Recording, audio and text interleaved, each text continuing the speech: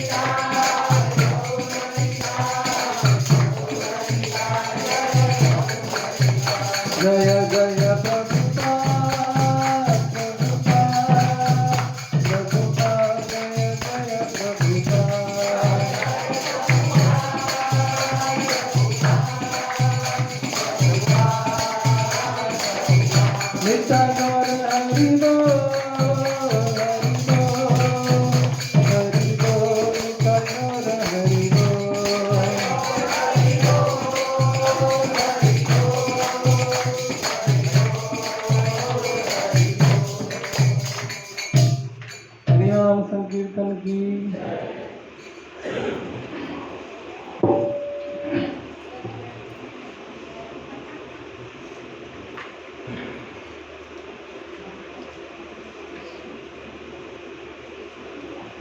ओज्ञानतिमिरन्धस्य ज्ञानाञ्जनशलाकाय चक्षुरुन्मिलितं येन तस्मै श्रीगुरवे नमः। नमः ॐ विष्णुपादाय कृष्णप्रेष्ठाय भूतले श्रीमते भक्तिवेदान्त स्वामिनिते नामिने। नमस्ते सरस्वती देवे गौरवाणी प्रचारिणे निर्विशेषा शून्यवादी पाश्चात्य देशतारिणे। जय श्री कृष्ण चैतन्य प्रभु नित्यानंद श्री अद्वैत गदाधर शिवासादि गौर भक्तवृंद। हरे कृष्णा कृष्णा कृष्णा हरे हरे, हरे राम राम राम हरे हरे। हरे कृष्णा कृष्णा कृष्णा हरे हरे, हरे राम राम राम हरे हरे। हरे कृष्णा कृष्णा कृष्णा हरे हरे, हरे राम राम राम हरे हरे। मूकं करोति वाचालं पंगुं लंघयते गिरिं यत्कृपातमहं वन्दे श्रीगुरुं दीनतारिणम्।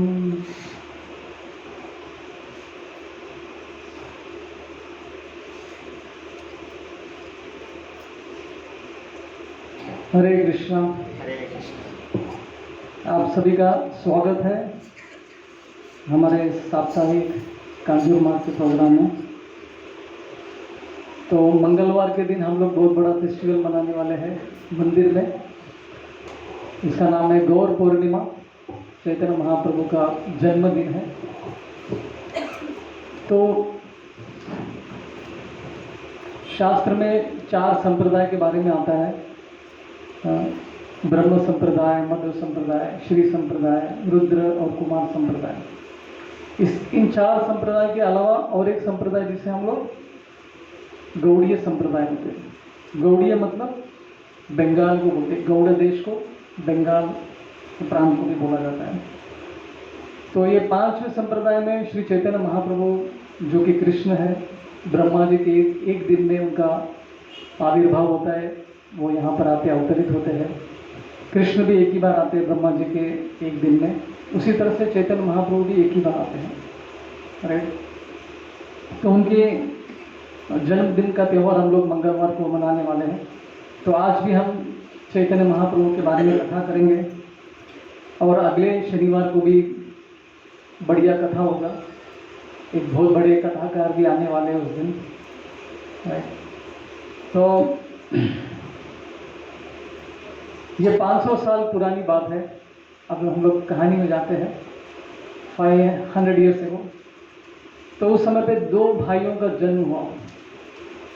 शास्त्र कहते हैं वंदे श्री कृष्ण चैतन्य नित्यानंद सहोदितो, राइट।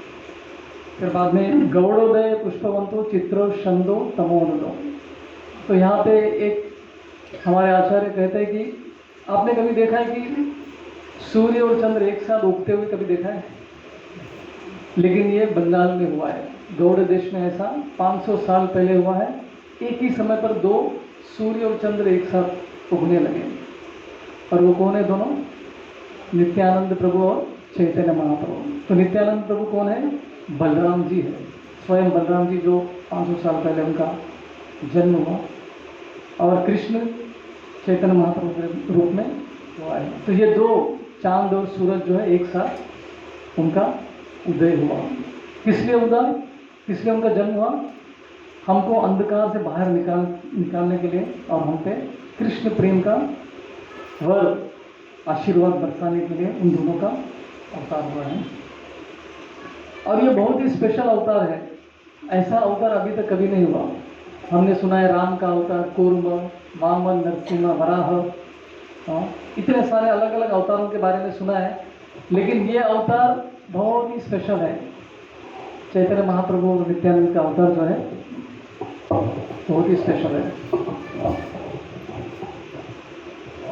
तो वो हमको ऐसा चीज देने के लिए आए जो अभी तक किसी अवतार ने नहीं दिया है, राइट। वो क्या है? कृष्ण के प्रति प्रेम की भावना, वो भी माधुर्य रस में। अनर्पिता चरिंचिरात करुणया वर्तिनो कलो समर्पयतु मुन्नोत्तज्वला रसांस भक्तिश्रिय हरिपुरत सुंदर द्युति कदंब संदीपित सदा हृदय कंदरे स्फुरतु व शचिवंदना। तो जैसे मैं बहुत बार बोल चुका हूँ, भगवत धाम जाने के लिए पीछे की गेट का एंट्री खोलने के लिए, दरवाज़ा खोलने के लिए दोनों आए हैं गोलोक वृंदावन के लिए जाने के लिए। तो आप में से कितने लोग जानते हैं चैतन्य महाप्रभु के बारे में? कितने लोग नहीं जानते? हाथ ऊपर कीजिए। नाम सुना होगा, उनके लीलाओं के बारे में सुना है? अच्छा, कितने लोगों ने नहीं सुना है? अच्छा, 1 2 3 4 5 काफ़ी लोग हैं। तो इसलिए आज हम चर्चा करेंगे चैतन्य महाप्रभु की कुछ लीलाओं के बारे में। तो ये जैसे मैंने कहा शुरुआत में 500 साल पहले की ये बात आती है। नवद्वीप, कोलकाता हावड़ा स्टेशन में आप लोग गए होंगे कुछ लोग। सो हावड़ा स्टेशन कोलकाता से करीब 3.5 घंटे दूरी पर नवद्वीप करके एक जिला आता है, एक डिस्ट्रिक्ट आता है। तो नवद्वीप में एक गांव आता है, एक छोटा सा द्वीप है, उसका नाम है मायापुर। तो वहाँ पे चैतन्य महाप्रभु का जन्म हुआ। लेकिन उनके जन्म से पहले वहाँ की स्थिति क्या थी? जैसे आज की स्थिति भी हम लोग बता सकते हैं कि आज करेंटली समाज में क्या चल रहा है। तो 500 साल पहले की स्थिति कैसे थी? सबके पास बहुत धन था। आज की स्थिति में शायद ऐसा नहीं होगा, लेकिन 500 साल पहले सबके पास काफ़ी धन रहता था। बंगाल की कहानी है, मुंबई की कहानी पता नहीं मुझे कैसा था 500 साल पहले। तो काफ़ी धन था और वहाँ पे सभी लोगों पर सरस्वती माता सरस्वती का आशीर्वाद था। सब लोग पंडित थे, स्कॉलर थे, बड़े बड़े विद्वान थे, संस्कृत के विद्वान थे, शास्त्र में काफ़ी उनका ज्ञान था। सरस्वती माता जी का बहुत आशीर्वाद था सब पे। तो ऐसी स्थिति थी। लेकिन कली के प्रभाव से वहाँ पे भौतिकतावाद बहुत ज़्यादा था।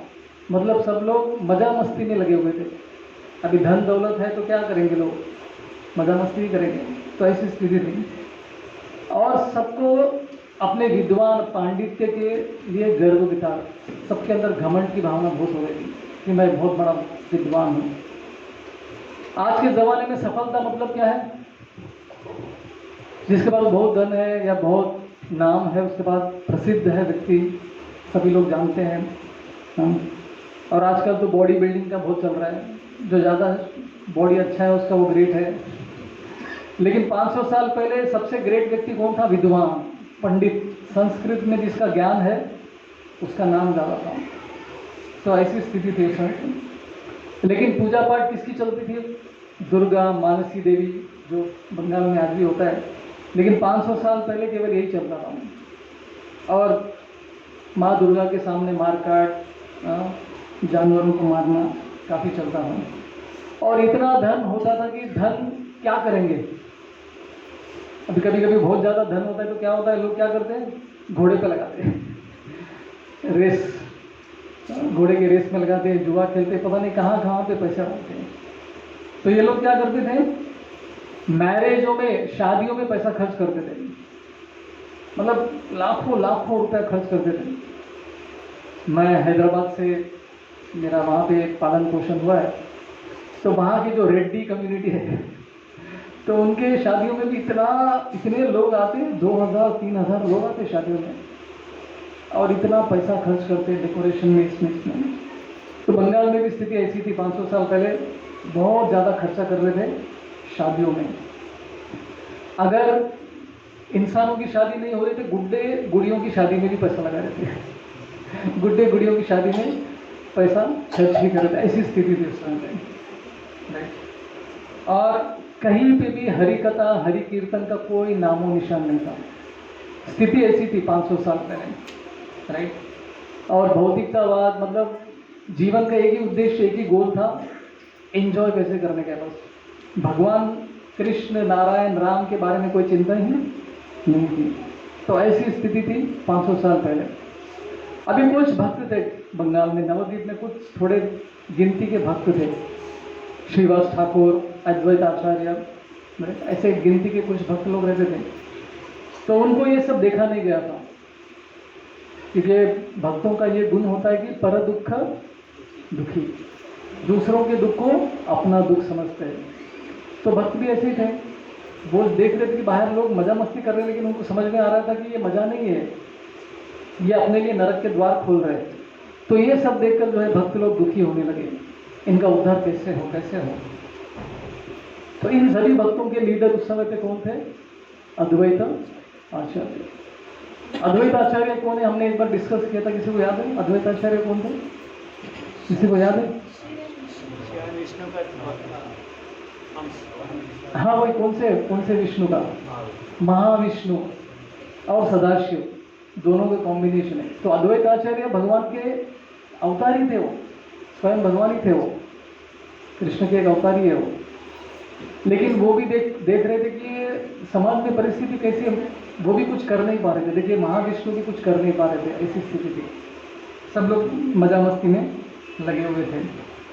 और श्रीवास ठाकुर, उनके 4 भाई थे, तो उनके साथ जो भी घर में छुप छुप के कीर्तन वगैरह किया करते थे, कथा वगैरह किया करते थे। और ये स्थिति देखकर वो लोग सभी दुखी थे। और ये सभी भक्त श्रीवास ठाकुर के घर पर, श्रीवास आंगन जिसे हम कहते हैं, मायापुर में योगपीठ के बाद में वो मंदिर घर आता है उनका, तो रात में ये लोग कीर्तन करते थे। तो बाहर के आजू बाजू के जो भी लोग थे वो बोलते थे, अरे रात में क्यों कीर्तन कर रहे हैं आप लोग? जैसे महाविष्णु का पोज क्या है, ऐसा लेटे रहते ना एक साइड में, तो बोलते कि विष्णु सो रहे हो, उनको डिस्टर्ब क्यों कर रहे हैं आप लोग? राइट, आप तो नहीं सो रहे हो, भगवान को भी सोने नहीं दे रहे आप लोग, और हमको भी सोने नहीं दे रहे हो। कि क्या चल क्या रहा है। तो बोले कि अगर आप लोग बाहर निकलेंगे तो आपके टुकड़े टुकड़े करेंगे। और ये कौन बोल रहा है? हिंदू लोग ही बोल रहे थे। हिंदू ब्राह्मण कम्युनिटी के जो लोग थे वो ये सब कुछ बातें कर रहे थे। ऐसा नहीं कि कोई मुसलमान आके उनको ये कर रहा था। तो हिंदू कम्युनिटी के लोग उनको डांटने लगे, जैसे आज के ज़माने में भी हो रहा है ना, हिंदुत्ववाद पे कितना अटैक होता है, राइट। तो उस समय भी था, मतलब ये नई बात नहीं है, ये पुरानी बात ही है। तो ये सिलसिला चलता ही रहता है, राइट। तो ऐसी स्थिति थी। और भक्त लोग जब साथ में आते थे वो 3 चीजें करते थे: कृष्ण कथा, कृष्ण कीर्तन और कृष्ण की पूजा। तो प्रभुपाद जी कहते हैं कि इस्कॉन में हम लोग ये 3 चीजें करते हैं: कृष्ण कथा, कृष्ण कीर्तन और कृष्ण की पूजा। लेकिन ये 3 याद नहीं रहता हमको, कृष्ण प्रसाद एक याद रहता है। बड़े आसानी से उसको याद रखते हैं क्योंकि सबसे लास्ट में वही मिलता है ना। तो घर जाते जाते प्रसाद ही याद रहता है। कैसा था प्रभु जी प्रोग्राम? प्रसाद जबरदस्त था प्रभु जी, मजा आ गया। कथा कीर्तन के बारे में कोई बोलता ही नहीं है। लेकिन प्रभुपाद कहते हैं कि ये 3 चीजें हैं जो इस्कॉन में ज्यादा से ज्यादा होनी चाहिए। प्रसाद तो मिलने ही वाला है, टेंशन मत लीजिए, आज भी मिलेगा और हर प्रोग्राम में मिलेगा, right. ISKCON is a kitchen religion. कहा गया कि पेट के माध्यम से हम किसी के व्यक्ति के हृदय में पहुंच सकते हैं, राइट। अच्छा खाना किसी को खिला दिया तो वो बहुत खुश हो जाता है, राइट। तो प्रसाद भी इंपॉर्टेंट है, लेकिन ये 3 चीजें भी बहुत इंपॉर्टेंट है: कृष्ण कथा, कृष्ण कीर्तन और कृष्ण का पूजा। तो ये 3 चीजें जो है श्रीवास ठाकुर, अद्वैताचार्य और बाकी जो गिनती के भक्त थे सब रात में दिन में जब भी समय मिला वो करते थे।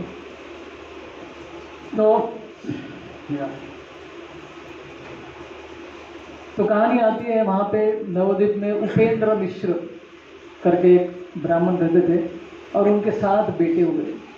और उन 7 बेटों में से एक बेटे का नाम था जगन्नाथ मिश्रा, जो कि चैतन्य महाप्रभु के पिता है। और उनका विवाह हुआ शची देवी। और शची देवी किसकी पुत्री थी? नीलांबर चक्रवर्ती। तो नीलांबर चक्रवर्ती भी बहुत स्पेशल व्यक्ति है। वो एस्ट्रोलॉजर, भविष्यवाणी वो सब करते थे। तो कृष्ण की लीला में कौन थे ये? नीलांबर चक्रवर्ती कृष्ण की लीला में गर्ग मुनि थे, जो कृष्ण का हाथ देखने के लिए आए थे, उनका नामकरण करते हैं। तो नीलांबर चक्रवर्ती की जो पुत्री है उनका नाम है शची देवी। उनका विवाह जगन्नाथ मिश्रा, जो कि चैतन्य महाप्रभु पिता के साथ होती है। तो इस तरह से इन दोनों का विवाह हुआ, लेकिन काफ़ी समय तक बच्चे नहीं हुए। कुछ बच्चे हुए जो बचपन में ही मर गए, कुछ तो पेट में ही मर गए। तो बच्चे ही जन्म नहीं ले रहे थे उनके घर पे। तो काफ़ी तपस्या चल रही थी उनके, भगवान का ये कर रहे थे, राइट। तो 8 उनकी पुत्रियां हुई जो जन्म के टाइम पे ही मर गई। हाँ, ऐसा है। तो देखिए भगवान के माता पिता के घर में भी दुख का वातावरण था। ऐसा नहीं कि उनके घर में प्रॉब्लम्स नहीं थी, राइट। भक्ति में आने के बाद सब ठीक हो जाएगा ऐसा नहीं होता है। भक्ति में आने के बाद भी प्रॉब्लम्स आ सकती है, राइट। सबसे बड़ा उदाहरण क्या है? पांडव। भगवान के इतने परम भक्त थे, ब्राह्मणों की पूजा करते थे, धर्म का पालन किसी भी स्थिति में पालन करते थे। फिर भी उनके जीवन में कितनी समस्याएं आई थी, लेकिन कभी भी उन्होंने धर्म को नहीं छोड़ा, ब्राह्मणों की, वैष्णवों की सेवा को कभी नहीं छोड़ा। तो ये थे पांडव। तो बाद में बहुत जतन के बाद, भगवान की पूजा, नारायण की पूजा करने के बाद, तो उनके घर में एक पुत्र जन्म लिया। उनका नाम था विश्वरूप। तो विश्वरूप कौन थे? स्वयं बलराम जी उनके घर में विश्वरूप के नाम से जन्म लिए। और विश्वरूप का जन्म होते ही घर में उन्होंने पूजा पाठ बढ़ा दिया। ये भी इंपॉर्टेंट है। अभी हम लोग क्या बोलते, प्रभु जी घर में छोटे छोटे बच्चे हैं, अभी थोड़ा चैंटिंग कम हो रहा है हमारा। लेकिन यहाँ पे जगन्नाथ मिश्रा के घर में क्या हो गया? बच्चे का जन्म लेते ही भक्ति और बढ़ गई उनकी, भगवान की पूजा पाठ और भी ज़्यादा वो करने लगे। तो उनके घर में एक दामोदर शिला, शालीग्राम शिला उनके घर में था, जिसकी वो पूजा करते थे। तो फिर बाद में 1486 राइट, फाल्गुन मास में पूर्णिमा का दिन था, राइट। उस दिन क्या हो गया? चैतन्य महाप्रभु का जन्म हुआ, छोटे निमाय का जन्म हुआ। और उस दिन क्या हुआ, पूर्णिमा था लेकिन उस दिन चंद्र ग्रहण भी था। तो जनरली चंद्र ग्रहण के टाइम पे लोग क्या करते, ग्रहण के टाइम पे भगवान का नाम स्मरण करते हैं, जप करते हैं। तो जैसे ही उनका जन्म हुआ उस समय पे वो चंद्र ग्रहण हो गया, तो लोग क्या करने लगे, गंगा में स्नान करने के लिए गए, राइट। और गंगा में स्नान करके हरि हरि बोलने लगे। क्या बोलने लगे, हरी हरी। क्या बोलने लगे, हरी हरी। हाँ, ये हुई ना बात। तो लोग ऐसी ध्वनि करने लगे हरि हरि की। तो अद्वैताचार्य श्रीवास ठाकुर ये सुन के वो प्रसन्न हो गया, अरे, और उनके मन में विचार आया कि ये चंद्र ग्रहण चलते ही रहना चाहिए, क्योंकि लोग जो है क्या बोल रहे थे, हरी हरी। हाँ, धन्यवाद। तो वातावरण यहाँ तक कि वहाँ पे जो मुसलमान थे नवद्वीप में, वो भी सब भगवान का नाम ले रहे थे। तो वातावरण एकदम शुभ हो गया था। तो चैतन्य महाप्रभु ने देखो कैसे ट्रिक किया उन्होंने, उनके जन्म के समय पे चंद्र ग्रहण करवाया ताकि लोग भगवान का नाम ले सके। तो इस तरह से उनका जन्म हुआ था। और उनके जन्म से पहले जब वो सची देवी गर्भ में भगवान को धारण कर रही थी, जैसे कृष्ण लीला में भी आता है कि बहुत सारे लोग जो है देवी देवता आने लगे उनके घर में छन छन छन छन करके आवाज़ आने लगी। सब लोग सोचने लगे ये भूत आया क्या, लेकिन असलियत में कौन आए थे, देवी देवता जो है भगवान का दर्शन करने के लिए, भगवान को प्रार्थना करने के लिए उनके घर में आने लगे। ये जन्म से पहले की बात है। तो उस तरह से उनका जन्म हुआ, और जन्म होते ही बहुत सारे लोग जो है पुरस्कार क्या बोलते, गिफ्ट लेकर आए। तो कुछ लोग ऐसे भी थे कभी उनको नवद्वीप में देखा ही नहीं था, नए अनजाने लोग, वो लोग भी आके जगन्नाथ मिश्रा को गिफ्ट देने लगे। तो आचार्य कहते कि ये कौन थे, ये देवी देवता जो है अपना वेशभूषा सब चेंज करके आ रहे थे वहाँ पर भगवान के दर्शन करने के लिए, राइट। तो इस तरह से चैतन्य महाप्रभु का जन्म हुआ। और अद्वैताचार्य की पत्नी सीता ठाकुरानी वो भी आती है छोटे से निमाय को देखने के लिए। और जैसे वो निमाय को देखती है कि उनको भगवान कृष्ण याद आते हैं, छोटे से गोपाल जो है याद आते हैं। तो उनके मन में उनको लग रहा था कि ये स्वयं कृष्ण ही है जो निमाई के रूप में आए हैं, ऐसा उसके मन में ये विचार आता है। तो इस तरह से बहुत सारे लोग मिलने आते हैं निमाई से, और अलग अलग गिफ्ट पुरस्कार वगैरह लेकर आते हैं। अभी अगला था कि पहले ज़माने में एटलीस्ट अभी भी दिखाते होंगे, हाथ दिखाते हैं ना, होरोस्कोप जिसे हम कहते हैं, कुंडली, बच्चे का भविष्य क्या है, बड़ा होकर के क्या करने वाला है, तो वो दिखाने का समय आ गया था। अभी उनके घर में बहुत बड़े एस्ट्रोलॉजर थे, नीलांबर चक्रवर्ती उनके नाना, तो वो आए हाथ देखने के लिए। तो छोटे निमाई का हाथ देखते हैं और बोलते कि ये तो सभी ब्राह्मण कुल में ये उनका राजा बनेगा, किंग ऑफ ऑल ब्राह्मण कम्युनिटी, राइट। और कहते हैं कि इसके अंदर इतने गुण रहेंगे, ये गुणों के निधि रहेंगे, बहुत सारे इनके अंदर गुण रहेंगे, और ये इतने बड़े पंडित होंगे कि बृहस्पति को भी हराने की शक्ति इनके अंदर रहेगी। और आगे हम लोग चैतन्य लीला में आदि जैसे चैतन्य महाप्रभु बृहस्पति को हराते हैं, जो कि सार्वभौम भट्टाचार्य के रूप में आते हैं।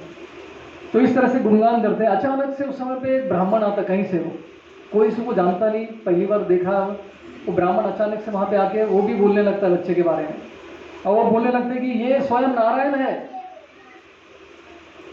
तो सब लोग थोड़ा चकित हो जाते हैं, ये क्या बोल रहे हैं, और बोलते कि ये पूरी दुनिया को जो है कृष्ण प्रेम में डुबा देंगे, सबको हरि के नाम संकीर्तन में सारे लोगों को डुबा देंगे। तो ये कार्य संकीर्तन यज्ञ को स्थापित करने के लिए इनका जन्म हुआ। तो बहुत सारे गुणगान वो ब्राह्मण जो है कहीं से भी अचानक से आके गुणगान करने लगता है, लेकिन एक चीज़ नहीं बताता वो क्या था कि चैतन्य महाप्रभु संन्यास लेंगे, ये बताता नहीं, क्योंकि वो ऐसे शुभ अवसर पर संन्यास के बारे में बात करेंगे तो रोना धोना चालू हो जाएगा, तो उसमें हमें कुछ बताए नहीं। तो इस तरह से चैतन्य महाप्रभु का जो कुंडली उस टाइम पे बनता है, तो सभी लोग ये सुनकर इतने आनंदित हो जाते कि हमारे घर में कुछ स्पेशल व्यक्ति का जन्म हुआ है। तो इस तरह से चैतन्य महाप्रभु का जन्म हुआ, और बचपन में ही उनके अलग अलग नाम भी रखे गए थे चैतन्य महाप्रभु के। आप में से कोई बता सकता है कि उनके क्या क्या नाम थे? निमाई नाम क्यों रखा था उनका? नीम के पेड़ के नीचे उनका जन्म हुआ था। आप लोग अगर मायापुर में गए, उनके घर में योगपीठ में गए, तो वहाँ पे नीम का पेड़ अभी भी है, तो उसके नीचे उनका जन्म हुआ, तो उसलिए उनका एक नाम था निमाई। और क्या क्या नाम थे उनके?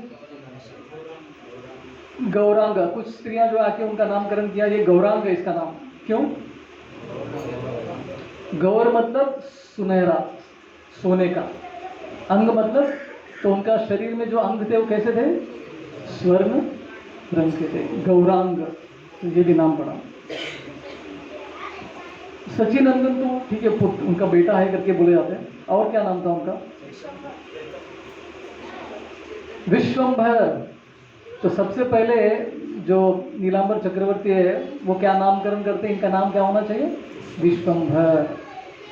पूरे विश्व को मेंटेन करने की शक्ति जो है इस बालक में है, इसलिए इनका नाम विश्व। उनके बड़े भाई का नाम याद है? विश्वरूप, जो स्वयं बलराम जी के अवतार थे। और उनको गौर हरि के नाम से भी जानते थे, गौर हरि भी उनको कहा जाता है। और इस तरह से अलग अलग, बाद में उनका नाम श्री कृष्ण चैतन्य, उनका दीक्षित नाम है जो तो बाद में आएगा। तो इस तरह से अलग अलग नाम उनका रखा था। तो उनके बचपन के कुछ लीलाओं के बारे में हम लोग स्मरण करेंगे आज।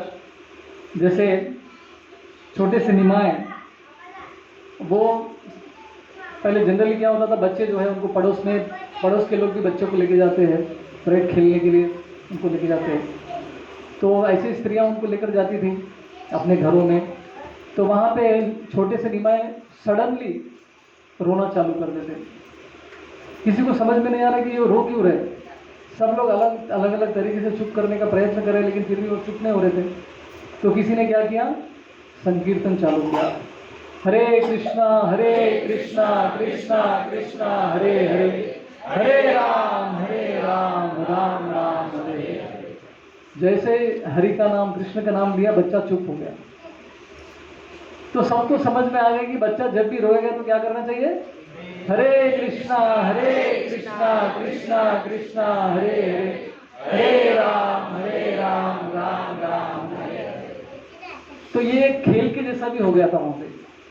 तो कुछ स्त्रियां जो है वहाँ पे बैठ के वेट करती रहती थी, देखते रहती थी कब रोएगा ये। जैसे वो रोने लगते थे तो ये लोग भगवान का नाम लेते थे और वो चैतन्य महाप्रभु चुप हो जाते थे। तो यहाँ पे चैतन्य महाप्रभु कर क्या रहे थे? वो आगे जाके जो संकीर्तन मूवमेंट को स्थापित करने वाले थे उसको बचपन से ही चालू कर दिया था उन्होंने, राइट। बचपन से ही लोगों को प्रेरणा दे रहे थे कि भगवान का नाम लो तभी मैं प्रसन्न हो जाऊंगा। जब भी हम कीर्तन करते हैं तो सबसे ज्यादा प्रसन्न कौन होते हैं? गौर निताय। कहा जाता है कि जो एकदम अच्छे से कीर्तन करता है तो उनके कीर्तन में भाग लेने के लिए दोनों आ जाते हैं। पता नहीं हमारे कीर्तन में आते हैं कि नहीं, लेकिन जो महान भगवान के भक्त है वो कीर्तन करते हैं तो स्वयं वो आ जाते हैं, उसके अंदर डांस करने लगते हैं। तो ये चैतन्य महाप्रभु की बचपन की लीला थी, रोने का और सबको हरि नाम करवाने का।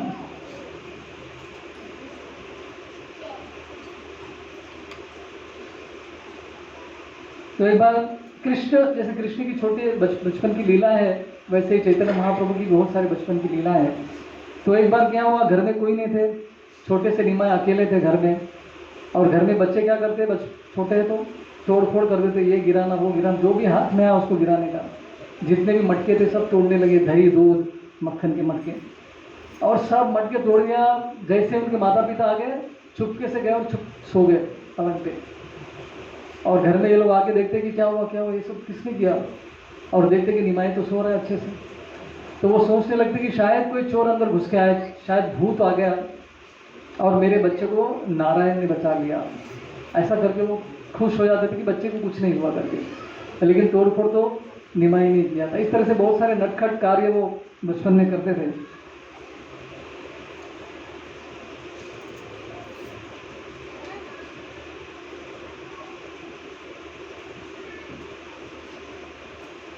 तो बचपन में जैसे अलग अलग संस्कार, बच्चों का संस्कार देते हैं हम लोग, अलग अलग अन्नप्राशन का होता है, अक्षर अभ्यास का होता है। तो और एक संस्कार होता है कि बच्चे के सामने अलग अलग चीज़ें रखते हैं और बच्चे को छोड़ देते हैं, क्या उठाएगा देखते हैं। हाँ, सामने एक चाकू भी रखा जाता है मतलब चाकू हाथ में लेगा तो चोर बनेगा ये। और भगवत गीता भागवतम भी रखा जाता है, खिलौने रखी जाती है, खाने की वस्तु रखी जाती है। तो इस तरह से निमाई के सामने भी अलग अलग वस्तुएं रखे गए थे, साथ में भागवतम भी रखा गया था। तो छोटे से भी निमाई क्या करते, डायरेक्टली जाके भागवतम को हाथ में ले लेते हैं। तो वो देख के सब लोग प्रसन्न हो जाते हैं। ज्वेलरी भी रखते हैं, अलग अलग चीज़ें, धन कमाएगा शायद अच्छा से। तो ऐसे अलग अलग चीज़ें रखी थी, लेकिन चैतन्य महाप्रभु ने क्या किया, निमाई ने केवल श्रीमद् भागवतम की ओर गया और उसको हाथ में पकड़ लिया। आप में से कितने लोगों ने ऐसा संस्कार कुछ घर में किया होगा बच्चे के साथ? थोड़ा रिस्की है वैसे पता नहीं बच्चा हाथ में क्या लेगा, मालूम नहीं, आज के ज़माने में भरोसा नहीं है। लेकिन निमाई ने क्या किया, हाथ में श्रीमद् भागवत पुराण को ले लिया। और आगे हम देख सकते हैं कैसे श्रीमद् भागवतम में चैतन्य महाप्रभु की कितनी रुचि थी और कितना उनकी श्रद्धा थी भागवतम के ऊपर, राइट। तो इस तरह से उनका ये संस्कार भी वहाँ पे किया गया था। तो धीरे धीरे निमाई जो है चलना स्टार्ट किए। अभी बच्चे चलना स्टार्ट करते हैं तो किसी से रुकते नहीं है, घर के बाहर ही भागते रहते हो, पकड़ पकड़ के उनको लेके आना पड़ता है, नहीं तो फिर दामोदर लीला करना पड़ेगा उनके साथ, कहीं पे बांधना पड़ेगा उनको, तब जाके वो चुप बैठते हैं। तो निमाई जो है चलना चालू कर दिया था उन्होंने और बाहर भागने लगे थे। तो एक बार आंगन में वो भाग रहे थे, वहीं पे बहुत बड़ा सर्प आ गया था, बहुत ही भयंकर सर्प, पहले कभी देखा नहीं था उसको। तो वो सर्प आ गया और निमाई सर्प के पास जाने लगे और उसको हाथ में लेने लगे सर्प को। आपने बच्चों को भी देखा है कि बच्चे डरते नहीं, छोटे से बच्चे रहते हैं ना, उनके सामने कुछ भी आ जाए वो डरते नहीं है, बस शेर को भी रख देंगे तो शेर को भी पकड़ लेंगे ऐसा, क्योंकि उनको कुछ पता ही नहीं रहता क्या चल रहा है। तो निमाई भी क्या करते, सर्प को बार बार हाथ में पकड़ते और वो सर्प क्या करता है, इस तरह से राउंड बैठता है और निमाई जो उसके ऊपर सो जाते हैं। तो कौन थे वो? अनंत शेष, भगवान के जो सेवक हैं, सबसे बड़े बलराम जी के अवतार, वो स्वयं जो है अपने प्रभु, अपने मास्टर के दर्शन करने के लिए वहाँ पे आ गए थे। तो चैतन्य महाप्रभु तो मज़ा आ रहा था, निमाई को तो मज़ा आ रहा था, लेकिन बाकी सब लोग डरने लगे कि ये सांप के साथ क्या कर रहे हैं, और ये आराम से सो गए उसके ऊपर। उनको तो आदत है ना सोने की, विष्णु के रूप में तो सांप के ऊपर ही सो जाते हो, पता नहीं कैसे सोते हैं, इतना स्लिपरी रहता है वो, चिकना रहता है, फिसलता रहता है, वो तो आराम से सो जाते हैं। तो घर वाले ये दृश्य को देखकर डर जाते कि अरे बटी पुत्र ये कहाँ सांप के साथ खेल रहा है करके। तो सब लोग जो है गरुड़ा गरुड़ा करके चिल्लाने लगते, क्योंकि सांप जो है गरुड़ के नाम से डर जाता है, तो गरुड़ा गरुड़ा करके चिल्लाने लगे। तो अनंत शेष विचार करने लगे कि अरे घर वाले डर गए, अभी शायद मुझे यहाँ से निकलना चाहिए, नहीं तो सभी लोग जो है चिंतित हो जाएंगे। तो धीरे से अनंत शेष वहाँ से निकल गए। जो लेकिन चैतन्य महाप्रभु बार बार क्या कर रहे थे, उसी के पीछे भागने लगे पकड़ने के लिए फिर से।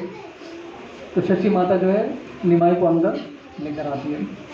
तो इस तरह से अनंत शेष भगवान के जो सेवक है, सबसे बड़े सेवक, हरे कृष्णा, शांति से बैठिए। तो इस तरह से उनकी लीलाएं चल रही थी।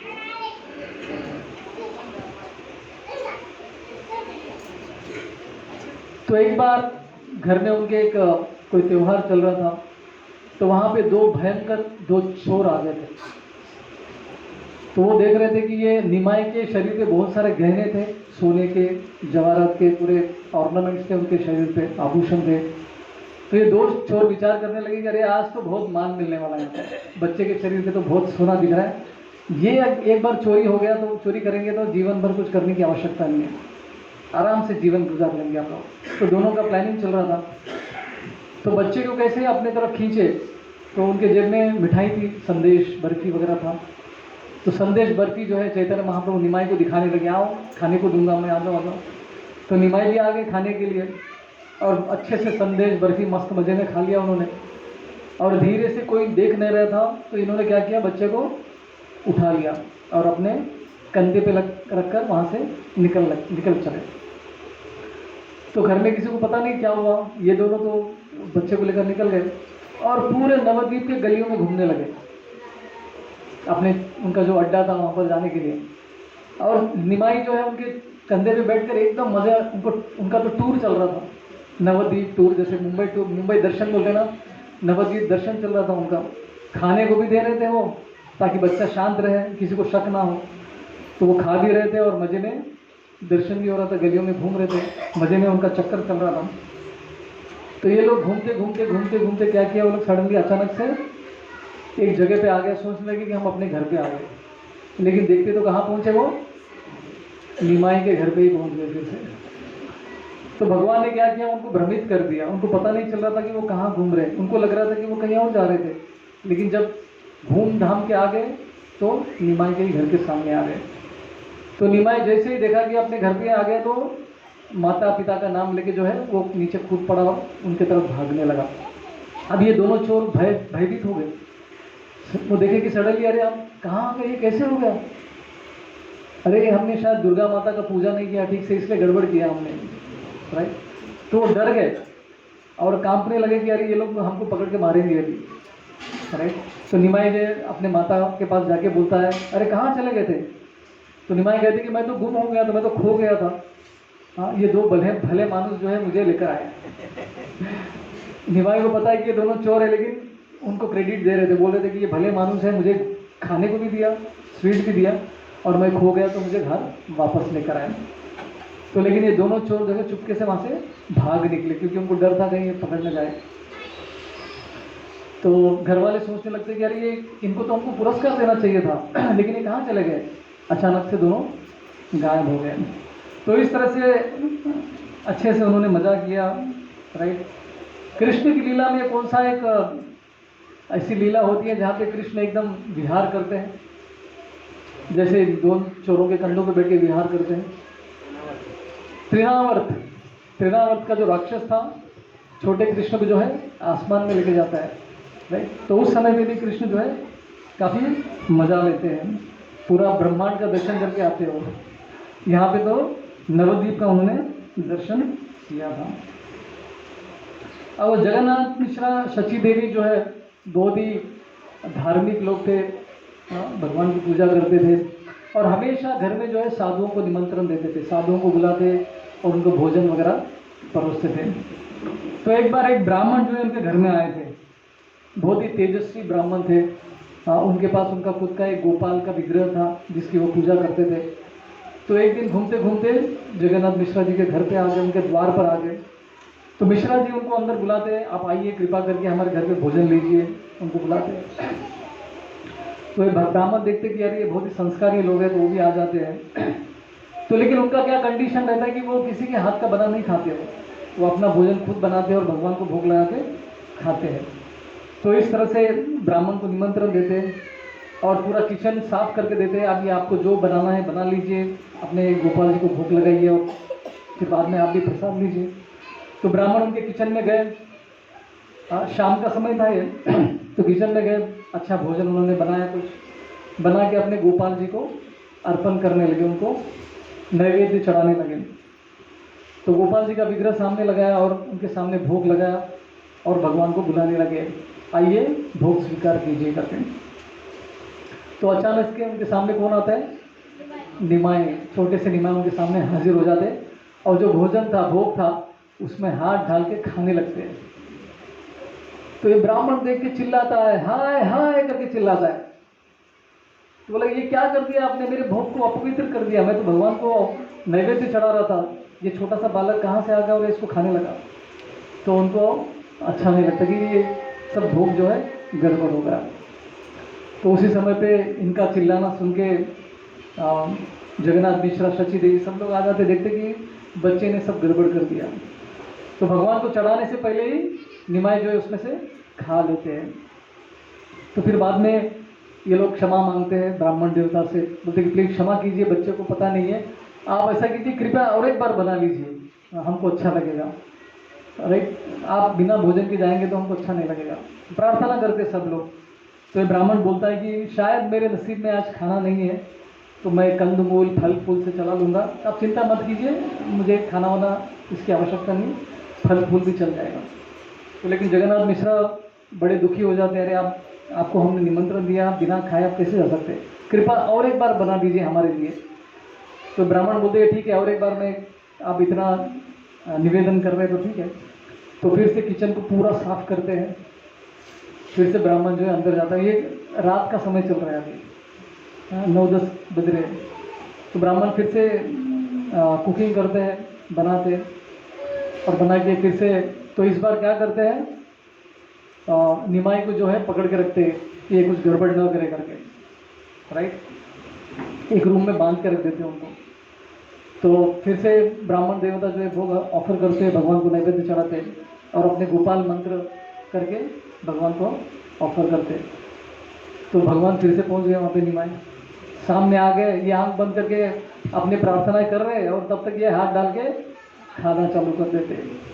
फिर से जोर से ब्राह्मण क्या चिल्लाते हैं, हाय हाय। और एक बार ट्राई कीजिए। इसने फिर से गड़बड़ कर दिया, भोग का पूरा सत्यानाश कर दिया। भगवान को भोग लगाने से पहले खाना नहीं चाहिए, राइट। एक बार लेकिन प्रभुपाद के समय की बात है, प्रभुपाद के टाइम पे, उस टाइम पे एक व्यक्ति आए प्रभुपाद से मिलने के लिए। तो व्यक्ति कौन था किसी को पता नहीं था। तो उस समय पे ऑफरिंग चल रहा था, ऑल्टर में जो है भगवान को नैवेद्य चढ़ाया था।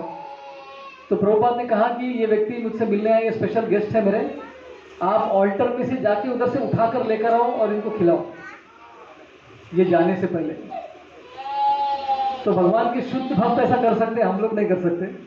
तो प्रभुपाद ने क्या किया, ऑल्टर में ऑफरिंग चल रहा है उसमें से निकाल कर लेकर आते, बोलते इस आदमी को खिलाओ, राइट। वो एक्चुअली जो व्यक्ति था बहुत ही स्पेशल था, अभी तक किसी को पता नहीं वो कौन था, जरूर कोई देवी देवता रहेगा ऐसा करके बताते हैं। लेकिन हम लोग ऐसा नहीं करना चाहिए। कोई गेस्ट अगर जा भी रहा तो बोले भाई 2 मिनट वेट कीजिए, ऑफरिंग कंप्लीट होने के बाद आपको प्रसाद देंगे, खा के जाइए। तो इस तरह से दूसरी बार भी वो विफल हो जाते हैं भगवान को भोग अर्पण करने में। तो उस समय पे वो बोलते कि अभी देखो भगवान ने शायद निर्णय कर लिया है, मेरे किस्मत में नहीं है खाना खाना आपके घर पे, आप मुझे कोई फल फूल दे दीजिए, मैं लेकर चला जाऊंगा, चिंता मत कीजिए आप, अब मैं प्रसन्न हूँ आप लोगों से, आप मैं ऐसा मत सोचिए कि मैं दुखी हूँ। तो लेकिन अभी क्या करें, उसी समय पे उनका बड़ा पुत्र विश्व रूप वहाँ पर आते हैं और विश्वरूप देखते हैं कि ये ब्राह्मण के साथ ऐसा गड़बड़ हो गया, निमाई ने ऐसा किया है। तो इस बार विश्वरूप जो है वो प्रार्थना करते ब्राह्मण को, ब्राह्मण देवता प्लीज एक और बार आप भोजन बनाइए प्लीज हमारे मेरे लिए। तो विश्वरूप के सुंदर मुख को देखकर, उनके जो उनके गुण थे उनको देखकर ब्राह्मण भी आकर्षित हो गए, क्योंकि स्वयं वो बलराम जी थे। तो उनके निवेदन को वो अस्वीकार न कर पाए और उन्होंने स्वीकार कर लिया, ठीक है अभी मैं ये लास्ट बार करूँगा, इसके आगे नहीं। तो तीसरी बार भी जो है वो फिर से किचन वगैरह सब साफ कर दिया, फिर से भोजन बनाया हो और फिर से ऑफरिंग करने बैठ गए। तो इस बार पहले ही जगन्नाथ मिश्रा ने देखा कि निमाई किधर है, तो स्त्रियों ने बोला कि ये तो रूम में है और एकदम गाढ़ क्या बोलते हैं निद्रा में है, वो एकदम निद्रा में चला गया, अभी आप टेंशन मत लीजिए वो नहीं आने वाला है, सो गया। हाँ रात के 12 बज रहे अभी। तो ठीक है, तो ब्राह्मण देवता फिर से अर्पण करने लगते हैं। हाँ जैसे आंख बंद के अपना मंत्र जाप करते तो सामने कौन आए, फिर से निमाय आ गए और हाथ डाल के खाने लगे। और जैसे ब्राह्मण देखते फिर से चिल्लाते हैं हाय हाय। लेकिन इस बार क्या होता है, भगवान की शक्ति के द्वारा, उनकी निद्रा देवी की शक्ति से सभी लोग, घर के जितने भी लोग थे सब लोग सो गए। जगन्नाथ मिश्रा, सची देवी और बाकी जितने में नौकर चाकर थे सब लोग एकदम डीप स्लीप में चले गए भगवान की योग माया शक्ति से। केवल निमाय अकेले जागृत थे उस टाइम पे। अचानक से वो सामने आके खाने लगते। तो इस बार हाय हाय चिल्लाए तो किसी ने सुना नहीं, क्योंकि सब लोग सो गए। वो भी कैसी नींद, मतलब किसी को होश ही नहीं है, ऐसा नहीं। निद्रा देवी स्पेशल अरेंजमेंट करती है, राइट। तो निद्रा देवी भागवतम क्लास में, सत्संग में भी काफ़ी ऐसा काम करती है। सब लोग क्लास सुनते सुनते काफ़ी लोग सो जाते हैं, राइट। इसलिए हमको हाय हाय जैसे चीज़ करना पड़ता है यहाँ पे ताकि आप लोग जागृत रह सके। इस्कॉन में ऐसा भी होता है कि जो वक्ता है, एक बार एक प्रभुपाद के शिष्य थे, वो लेक्चर दे रहे थे, वो भी इतने थके थे कि लेक्चर देते देते वो भी सो गए। तो मतलब इस्कॉन में ऐसा भी हो सकता है, सुनने वाले के साथ साथ बोलने वाला भी सो जाता है। राधानाथ स्वामी महाराज भी बोलते हैं, जब वो क्लास देते तो बहुत सारे लोग निद्रा सोते रहते बीच बीच में। तो अभी ऐसे लोगों को देख के एंथुजियाज्म, जो उत्साह कम हो जाता है, अरे बाप रे इतना बोरिंग है क्या मेरा क्लास करके। तो बीच बीच में जागृत करने के लिए वो भी फिर अलग अलग आवाज़ें करते हैं ताकि लोग जाग जाए। तो जैसे इस बार चिल्लाता है ब्राह्मण हाय हाय, तो किसी को सुनाई नहीं देता है। तो निमाय बोलते कि क्यों पुकार रहे हो हाय हाय, मुझे बुला रहे हो और मैं आया खाने के लिए, तो तुम मुझे ही तो बुला रहे थे। तो उसको समझ में नहीं आता है। तो बोलते कि मैं ही वो कृष्ण हूँ जिसको तुम बुला रहे थे। ऐसा करके उसको अपना एक दर्शन देते, चतुर्भुज का दर्शन देते।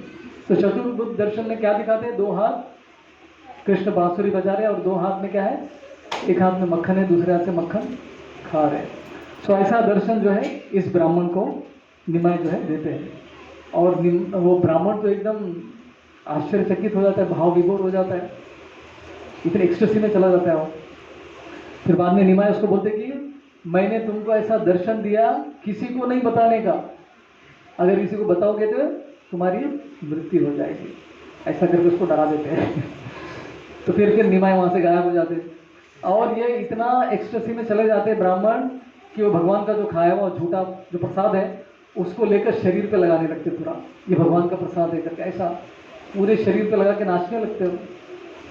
तो उसी समय पे बाकी सब लोग निद्रा से जाग गए और सब लोग आते उस समय पे और देखते कि अरे इनके शरीर पे ये सब क्यों लगा हुआ है। तो ये फिर चुपके से सब निकाल देते हैं और बोलते कि इस समय पे इस बार मेरा सफल रहा, भगवान को भोग अर्पण करना मेरा सफल हो गया, मैं एकदम संतुष्ट हूँ, मुझे और कुछ नहीं चाहिए। ऐसा करके ब्राह्मण जो है बहुत ही खुश हो जाते हैं। और उसके बाद वो आसपास में ही अपना पूरा जीवन गुजार देते हैं, क्योंकि उनको पता है कि ये मेरे भगवान यहीं पर है।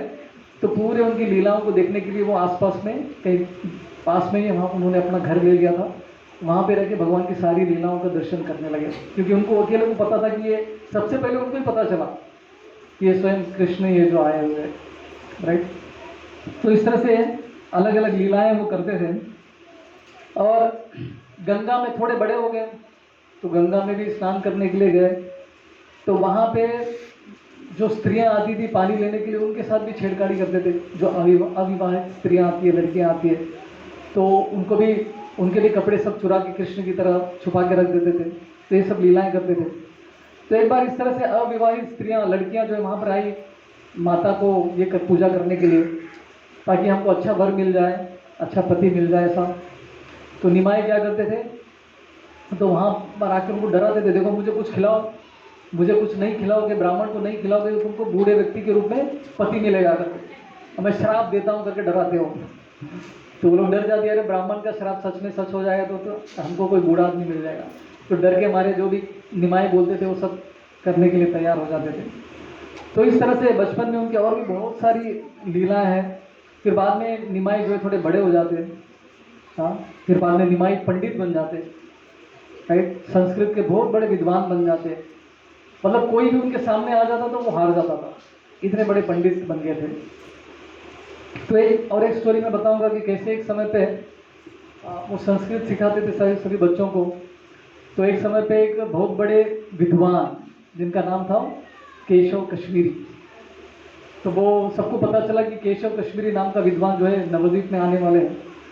तो नवद्वीप में जितने भी स्कॉलर थे, पंडित थे संस्कृत के, सब लोग चिंतित हो गए, इसको तो कोई हरा नहीं सकता, राइट, वो हमारे गांव में आ रहा है और हम लोग हार जाएंगे तो हमारे गांव का नाम तो नीचे चला जाएगा, अभी कौन सामना करेगा इसका, केशव कश्मीरी का। सब लोग विचार करने लगते हैं। तो सब लोगों को आइडिया मिलता है कि अरे हम सबसे पहले निमाई के साथ उसको भिड़वा देते हैं। निमाई बालक है, चाहे धारा भी देगा तो अपना नाम रह जाएगा। तो ऐसा उनका प्लान था। तो केशव कश्मीरी आता है निमाई पंडित से मिलने के लिए। उनको पता चलता है कि निमाई पंडित करके कोई विद्वान है। तो वो आता है और आके वो बोलता है कि आपके साथ मुझे डिबेट करना है, वाद विवाद करना है। तो निमाई पंडित बोलते हैं अरे मैं क्या वाद विवाद करूँगा, आप तो बहुत बड़े पंडित हैं, कश्मीर पंडित है आप, केशव कश्मीरी आपका नाम है, तो आपको कौन हरा सकता है। नहीं, आपके बारे में बहुत सुना है, चलो हम लोग कुछ डिस्कस करते हैं। तो निमाई बोलते कि ठीक है, आप गंगा जी के बारे में कुछ बताइए, गंगा जी की प्रशंसा में कुछ श्लोक बताइए। तो केशव कश्मीरी इतने महान विद्वान थे, कुछ ही मिनटों में उन्होंने 100 श्लोक बनाए, खड़े खड़े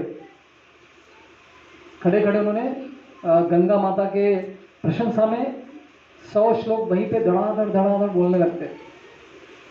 हमारे मनोज साहू प्रभु जैसे कविता बनाते हैं, अब तो प्रोग्राम चलते चलते एक कविता बन गई होगी उनकी। तो ये केशव कश्मीरी तो इतने बड़े विद्वान थे कि 100 गंगा जी के ऊपर उन्होंने श्लोक बना दिए और धड़ाधड़ बोलने लगे। तो निमाय पंडित जो, अभी निमाय तो बच्चे से बड़े हो गए, पंडित बन गए, तो निमाय पंडित सुनते हैं सब उनके 100 श्लोक जो भी सुनते हैं। तो बोलते कि बताइए मेरे श्लोकों में आपको क्या अच्छा लगा। तो निमाई पंडित बोलते कि आपका जो 60वां श्लोक था उसमें है ना ये गलतियां हैं, इसको थोड़ा ठीक करेंगे तो अच्छा हो जाएगा।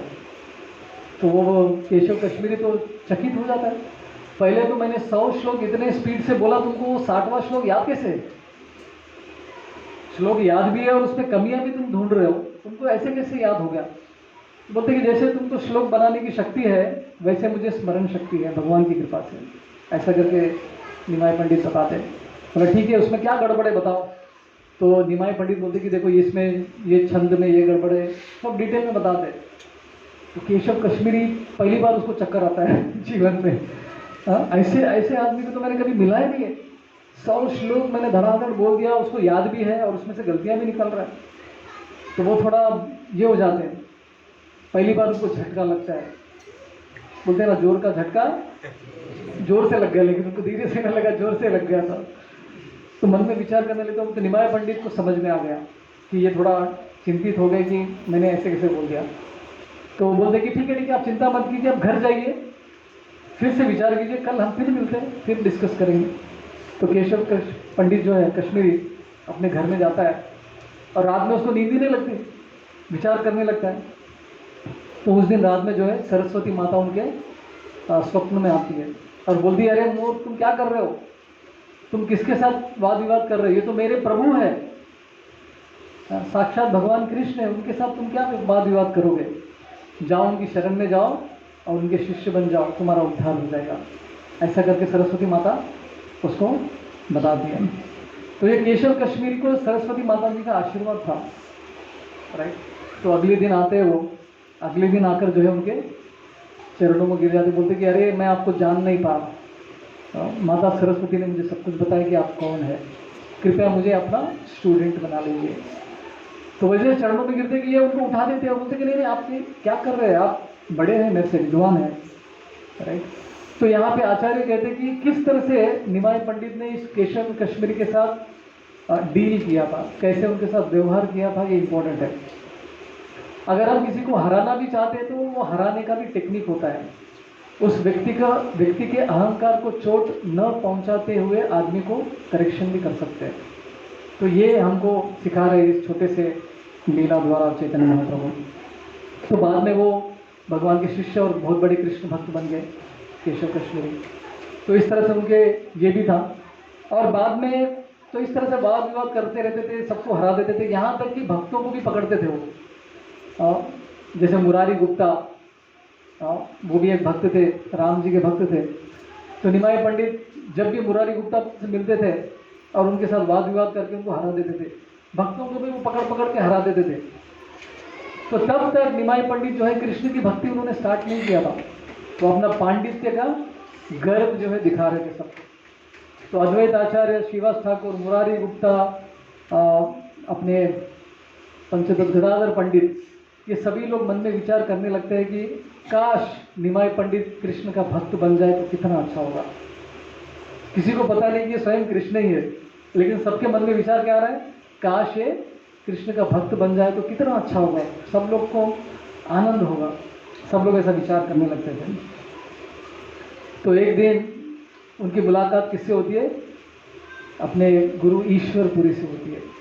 ईश्वरपुरी उनके घर में आते हैं, उनके घर में प्रसाद ग्रहण करते हैं। तो निमाई पंडित के जीवन में परिवर्तन आता है जब वो गया जाते हैं, उनके पिता का देहांत होता है, तो गया में जाके वो श्राद्ध करते हैं। तो वहाँ पे ईश्वरपुरी मिलते हैं और बोलते कि यार तुम ये क्या तर्क वितर्क में लगे हो, क्या अपना पांडित्य दिखा रहे हो दुनिया को, ये सब छोड़ो, भगवान का नाम स्मरण करो। हरेर नाम हरेर नाम एव केवलम कलो नास्तेव नास्तेव नास्तेव गतिरन्न जा। हरि का नाम लो, ये सब पांडित्य तर्क वितर्क छोड़ो आप, ऐसा करके तो बोलते कि ये पागलपन है, मूर्खता है, टाइम वेस्ट कर रहे हो आप, ऐसा करके ज्ञान देते हैं। तो उसके बाद जब वो वापस आते हैं नवद्वीप, निमाई पंडित, उनका जीवन पूरा बदल जाता है। तो पहले जैसे नहीं रहे, पांडित्य उन्होंने छोड़ दिया, केवल कृष्ण की भक्ति में वो लीन हो गए, कृष्ण कृष्ण कृष्ण पागल की तरह घूमने लगे, यहाँ तक कि गोपियों का नाम लेते हुए घूमने लगे। तो उनके जो संस्कृत के स्टूडेंट्स थे वो लोग सब आए इनसे मिलने के लिए। तो संस्कृत सिखाने के बजाय वो क्या बताते थे, अरे आप संस्कृत छोड़ो, कृष्ण का नाम लो, राधा रानी का नाम लो, ऐसा करके बोलने लगे। तो सभी बच्चे जो है थोड़ा डिस्टर्ब हो गए। तो बोले कि ये हमारे गुरु को क्या हो गया, संस्कृत सिखाने के बजाय ये क्या सिखा रहे हैं। तो सब लोग क्रोधित होकर उनके स्कूल को छोड़ दिया। यहाँ तक कि कुछ लोग उनके पीछे पत्थर लेके भी मारते हुए पीछे पीछे लग गए। देखिए, कृष्ण चैतन्य महाप्रभु के पीछे भागने लगे पत्थर मारते हुए। तो तभी चैतन्य महाप्रभु ने निश्चय किया कि ये लोग मुझे समझ नहीं पा रहे, ये मेरे प्रति अपराध कर रहे हैं, तो शायद मुझे कुछ करना पड़ेगा जिससे कि ये लोग भी भक्त बन जाए। तो तब पहली बार वो क्या निर्णय करते हैं, संन्यास लेने का निर्णय करते हैं, ताकि लोग मुझे रिस्पेक्ट दे, मेरे प्रति अपराध न करे। तो लेकिन संन्यास, ये संन्यास के विषय से पहले आता है कि कैसे चैतन्य महाप्रभु, सभी बाकी भक्तों को पता चला कि ये साक्षात भगवान कृष्ण है, राइट। अद्वैत आचार्य ने पुकारा और कृष्ण जो है चैतन्य महाप्रभु के रूप में आ गए। तो सबको मालूम पड़ गया कि ये हमारे ईश्वर है, हमारे भगवान है। तो श्रीवास आंगन में हर दिन कीर्तन चलता था, रात भर कीर्तन, दिन भर कीर्तन चलता था, राइट। तो बहुत सारे लोग हमको भी देख के बोलते हैं, खास करके ब्रह्मचारी इसको देख के बोलते कि यार क्या आप लोग कृष्ण कृष्ण बोलते रहते, कोई काम धंधा नहीं है क्या, कुछ जॉब वॉब कुछ नहीं करते क्या, टाइम पास कर रहे हैं आप लोग, कर रहे हैं। तो एक बार मथुरा के बाजार में मैं घूम रहा था, मैं एक डिवोटी के साथ, दूसरे ब्रह्मचारी के साथ। तो वहाँ पे घूमते वक्त एक शॉप में गए, बोला कि ये कुछ खरीदना था हमको। तो उसने बोला कि हमारे पास छुट्टा नहीं है। तो मैं 100 रुपये का नोट उनको दिया था। तो मैं बोला मेरे पास 100 रुपये ही है, उससे कम वाला कुछ नहीं है। तो दुकान वाला बोलने लगा कि हाँ आप लोग तो बहुत पैसे वाले हो, डोनेशन फुल आता है, आपको क्या करनी है, आपको ऐसा करिए, बिंदास बोलने लगा, मुंह पे बोल रहा था मुझे। तो इसने दूसरे ब्रह्मचारी ने बोला कि रुको रुको, क्या बोल रहे हो, आप जानते हो लोग कौन है। वो भी ब्रह्मचारी थे, लेकिन ये कहाँ से आए, क्या पढ़ाई किया है, क्या जॉब करते थे, क्या तनख्वाह थी इनकी पहले। हाँ, तो वो सब सुनने के बाद चुप हो गया, बोले बाप रे इतना बैकग्राउंड है क्या इनका करके। तो लोगों को है ना आसानी से बोल देते, कुछ भी मुंह में आता है बोलते कि कृष्ण कृष्ण, क्या अरे सेंटिमेंटल लोग हैं। चैतन्य महाप्रभु एक बार बनारस में थे। तो बनारस की गलियों में भी हरे कृष्ण मंत्र गाते गाते घूम रहे थे। तो वहाँ पे कुछ मायावाद, वहाँ पे तो केवल मायावादी सन्यासी रहते हैं। तो उनमें से जो एक लीडर था जिनका नाम था प्रकाशानंद सरस्वती। तो एक बार प्रकाशानंद सरस्वती, उनके 50,000 शिष्य थे बनारस में, काशी में। तो वो बोलते कि ये क्या, ये कौन है, ये चैतन्य श्री कृष्ण चैतन्य कौन है, ये सेंटिमेंटल कृष्ण कृष्ण लेके घूम रहा है, ऐसा करके सब लोग विचार कर रहे थे। तो वहाँ पे काशी में भगवान के भक्त भी थे, महाप्रभु के बहुत सारे शिष्य थे। तो उन्होंने बोला कि महाप्रभु आपको कुछ करना पड़ेगा, आप इनका उद्धार कीजिए, ये क्या बोल रहे हैं आपके बारे में, अनाप शनाप बोल रहे हैं। तो चैतन्य महाप्रभु ठीक है कुछ करता हूँ मैं। तो एक बार उनकी सभा में जाते हैं चैतन्य महाप्रभु, और उनकी सभा में प्रकाशानंद सरस्वती और अपने बहुत सारे शिष्य वहाँ बैठे रहते। तो वहाँ पे जाकर वो, जहाँ पे सब लोग अपने पैर धोते हैं ना, वैसी जगह पे जाके चैतन्य महाप्रभु बैठ जाते हैं।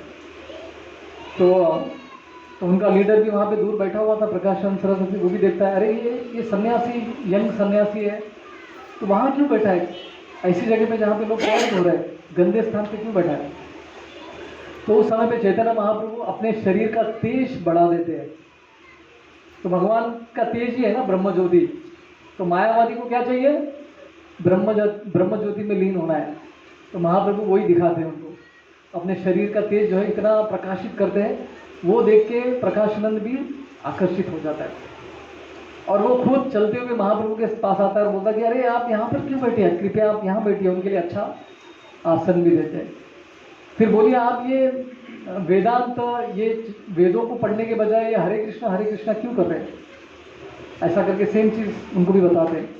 तो दोनों के बीच में फिर डिस्कशन होता है। तो महाप्रभु जो है सिद्ध करते कि कैसे भक्ति सबसे उत्तम है, और प्रकाशानंद सरस्वती जैसे मायावादी सन्यासी को भक्त में परिवर्तित कर देते। अभी उनका लीडर भक्त बन गया, तो बाकी सब भी उनके पीछे पीछे वो भी भक्त बन गए। 50,000 लोग एक साथ भक्त बन गए, देखो क्या कमाल है। तो केवल भगवान कृष्ण ही कर सकते, राइट। अद्वैत आचार्य स्वयं विष्णु है, लेकिन वो भी कुछ कर नहीं पाए, उसलिए उन्होंने क्या किया, महाप्रभु को बुलाया। और चैतन्य महाप्रभु ने कमाल कर दिया, एक साथ 50,000 लोग जो है भक्त बन गए, वो भी मायावादी सन्यासी। तो इस तरह से चैतन्य महाप्रभु सबको हरिनाम देने के लिए आए हैं, राइट। तो क्या चैतन्य महाप्रभु आने से पहले हरिनाम नहीं था? हरिनाम तब भी था, लेकिन सब लोग अपने अपने घर में जप करने का, छोटा मोटा कीर्तन करने का। तो चैतन्य महाप्रभु ने पहली बार क्या किया, इसको गली में लेकर आए, रोड पर संकीर्तन करना चालू करवा दिया, ताकि लोगों को भी कान में पड़े। जैसे जगन्नाथ जी मंदिर में है, लेकिन साल में एक बार क्या करते हैं, मंदिर के बाहर आते, रथ यात्रा करने आते। क्यों?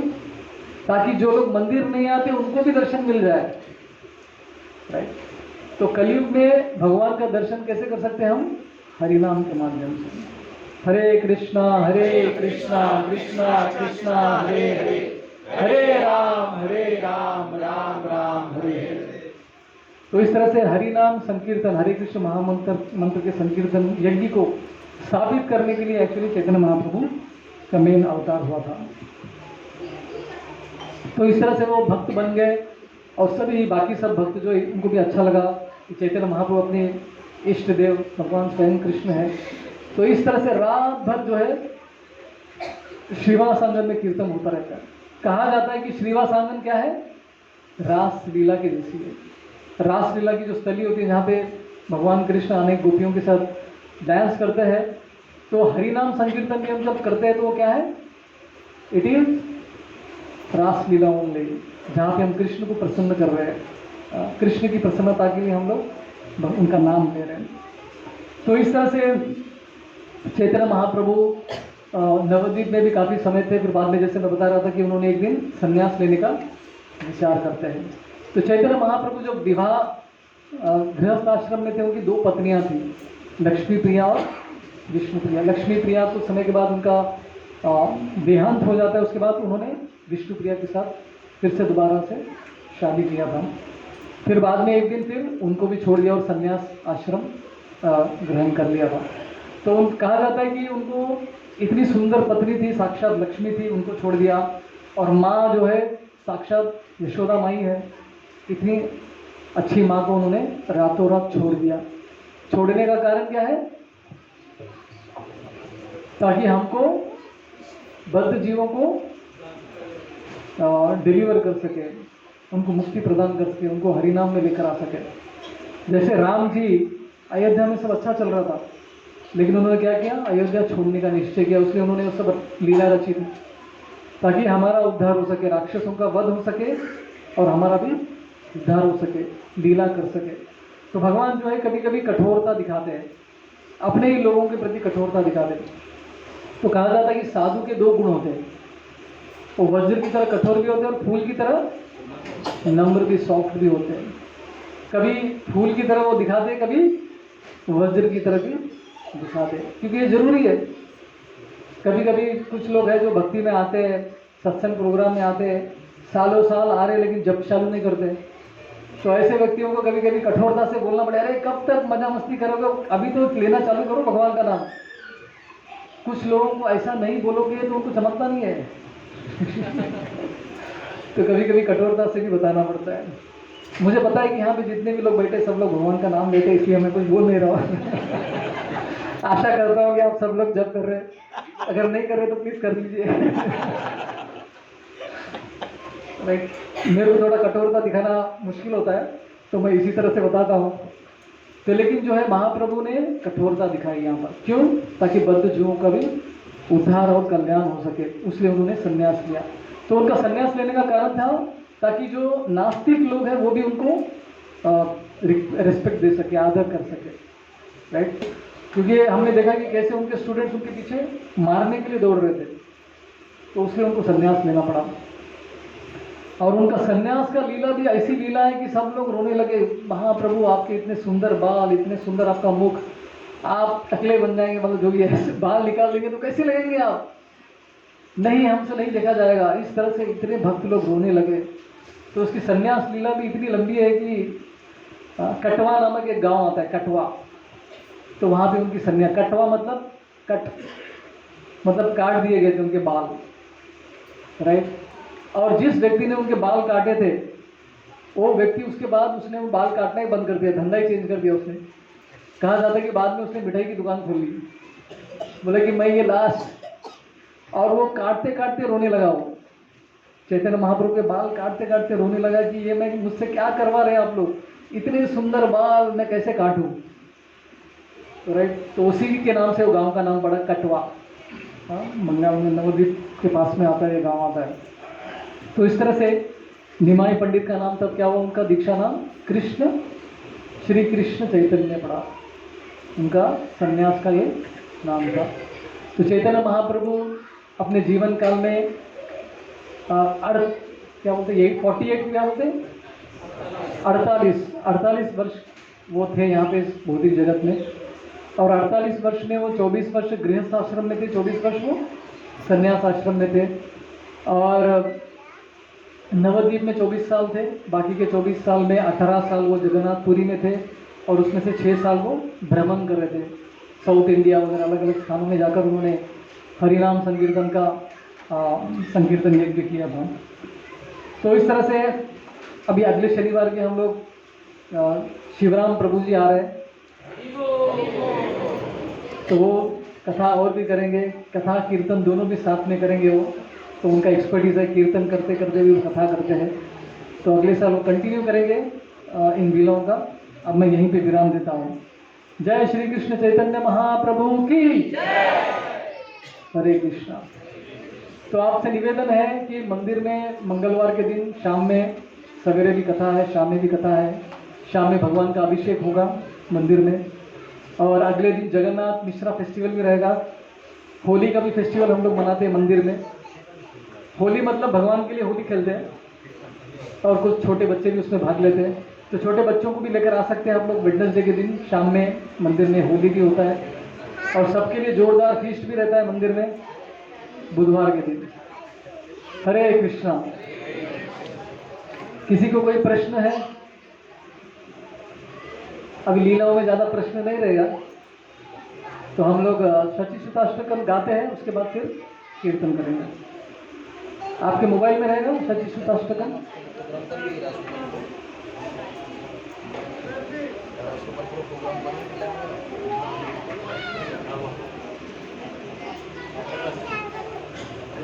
नव गौरवरम करके ये भजन चालू होता है।